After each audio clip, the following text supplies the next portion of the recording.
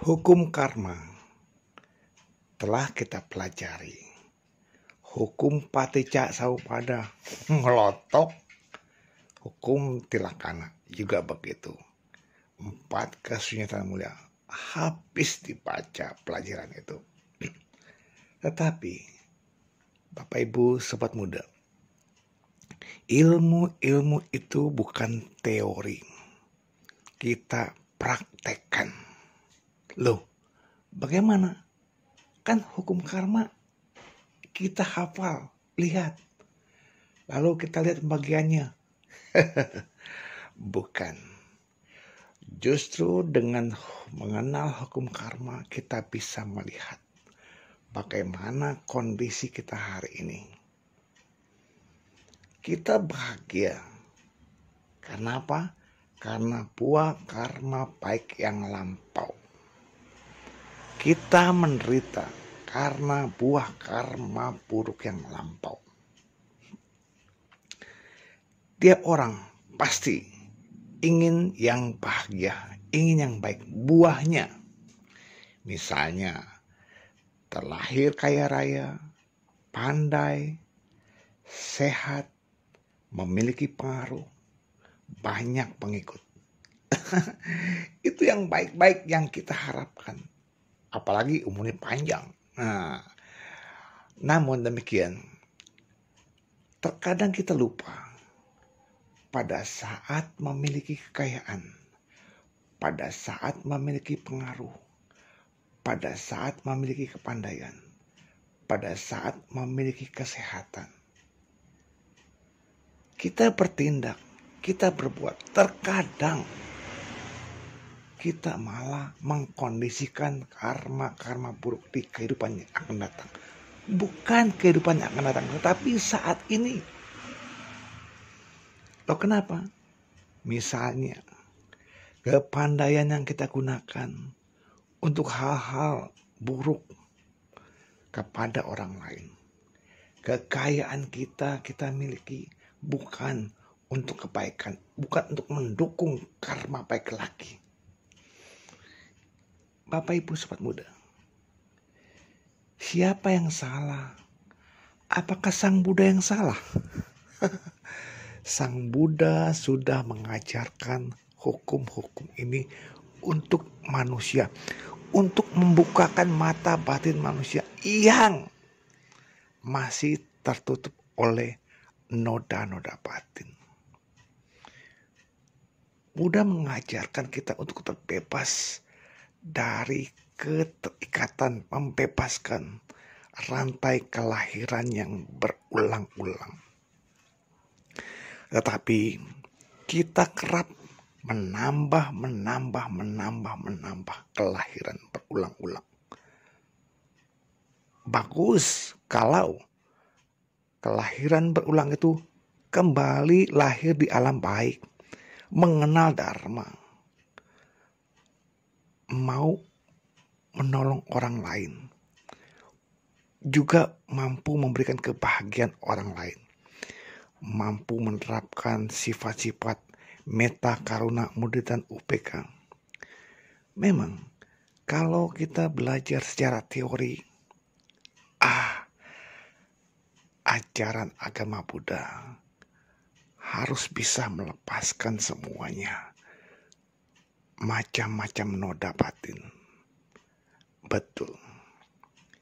Dan itulah yang menyebabkan kita terikat kembali.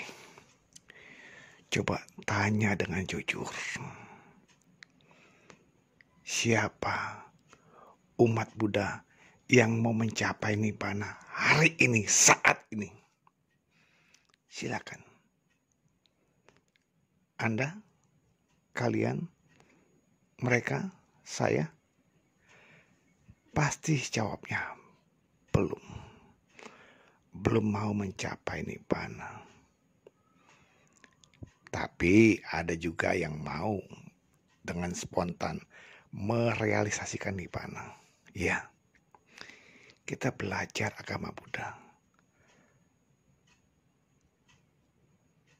kekotoran batin yang pertama, sakaya titik,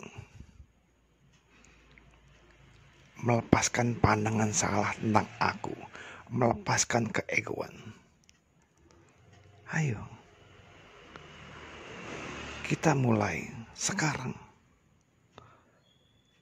Bukan saya adalah gabungan dari batin dan jasmani. Ketika kita menelusuri arti saya yang sesungguhnya, di mana, kapan saya itu ada? Pada saat saya di KRL, saya adalah penumpang, bagian dari orang-orang yang lain. Kecil sekali saya. Ketika saya merasa besar di rumah, coba lihat di RT. Saya cuma bagian dari 50 rumah. Ya, 50 kakak. Kecil sekali. Ketika dia bagian RW, saya cuma sebagian dari 1/100 orang. Di kelurahan 1/1000. Di makin luas. Saya tuh gak ada. Semakin kecil arti keegoan. Cobalah. Pada masa ini kita lahir sebagai manusia. Ketika punya harta, manfaatkan kesempatan untuk menolong orang lain.